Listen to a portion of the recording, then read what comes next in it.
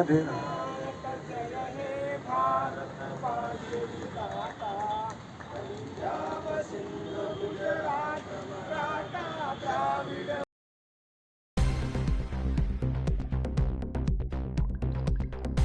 ಅದ್ದೂರಿಯಾಗಿ ನಡೆದ 77ನೇ ಗಣರಾಜ್ಯೋತ್ಸವ.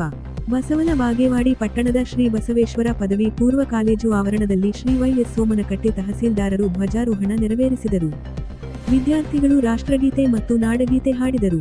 ಪೊಲೀಸ್ ಇಲಾಖೆಯಿಂದ ಹಾಗೂ ವಿದ್ಯಾರ್ಥಿಗಳಿಂದ ಪಥಸಂಚಲನ ನಡೆಯಿತು. ನಂತರ ತಹಶೀಲ್ದಾರಾದ ವೈ.ಎಸ್. ಸೋಮನಕಟ್ಟಿಯವರು ಮಾತನಾಡುತ್ತಾ ಗಣರಾಜ್ಯ ದಿನವನ್ನು ಅತ್ಯಂತ ಸಂತೋಷದಿಂದ ದೇಶಾದ್ಯಂತ ಶಾಲಾ ಕಾಲೇಜುಗಳಲ್ಲಿ ಕಾರ್ಯಾಲಯಗಳಲ್ಲಿ ತಾಲೂಕು ಜಿಲ್ಲೆ ರಾಜ್ಯ ದೇಶಾದ್ಯಂತ ವಿಜೃಂಭಣೆಯಿಂದ ಆಚರಿಸುತ್ತೇವೆ. ಸಂವಿಧಾನ ಜಾರಿಗೆ ಬಂದ ದಿನ. ಇದರ ಅನ್ವಯ ಆಡಳಿತವು ನಡೆಯುತ್ತದೆ. ಸಂವಿಧಾನವು ನಮಗೆ ಮೂಲಭೂತ ಹಕ್ಕು ಕರ್ತವ್ಯಗಳನ್ನು ನೀಡಿದೆ. Doctor B R. ಅಂಬೇಡ್ಕರ್ ಅವರು ಹಲವಾರು ದೇಶಗಳ ಆಡಳಿತ ಕಾಯಿದೆ ಕಾನೂನುಗಳನ್ನು ಅಭ್ಯಾಸ ಮಾಡಿ ನಮ್ಮ ದೇಶಕ್ಕೆ ಸೂಕ್ತವಾದ ಸಂವಿಧಾನವನ್ನು ರಚಿಸಿ ಅದು 1950 ಜನವರಿ 26 ರಂದು ಜಾರಿಗೆ ಬಂದಿತು.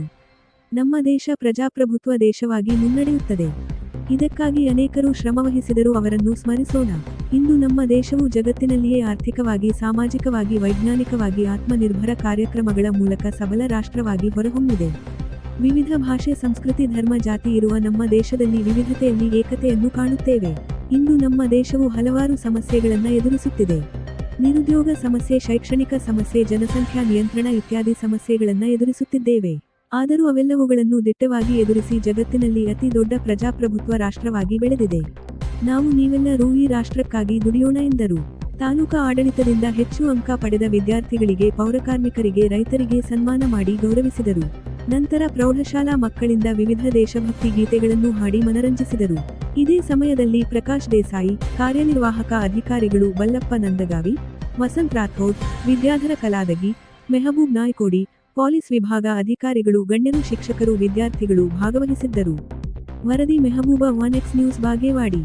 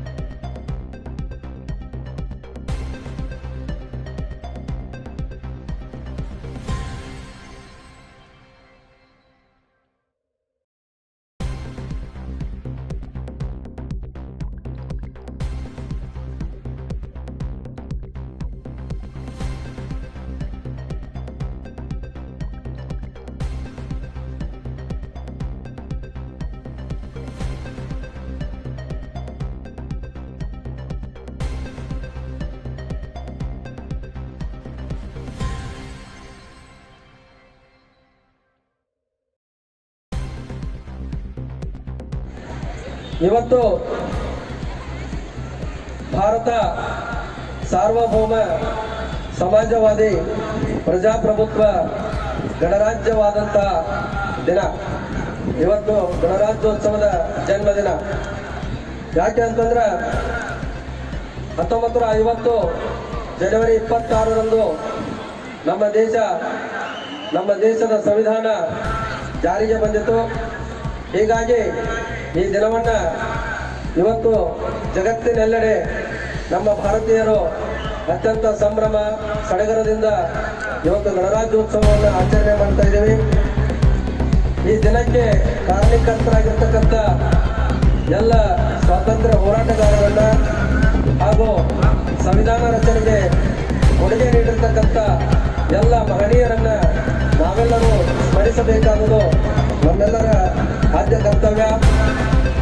ಯಾಕೆ ಅಂತಂದ್ರೆ ಸಂವಿಧಾನ ಕೇವಲ ಇದು ದಾಖಲೆ ಅಲ್ಲ, ಇದು ನಮ್ಮ ಪ್ರಜಾಪ್ರಭುತ್ವ ವ್ಯವಸ್ಥೆಯ ಆತ್ಮ ಇದ್ದಂತೆ.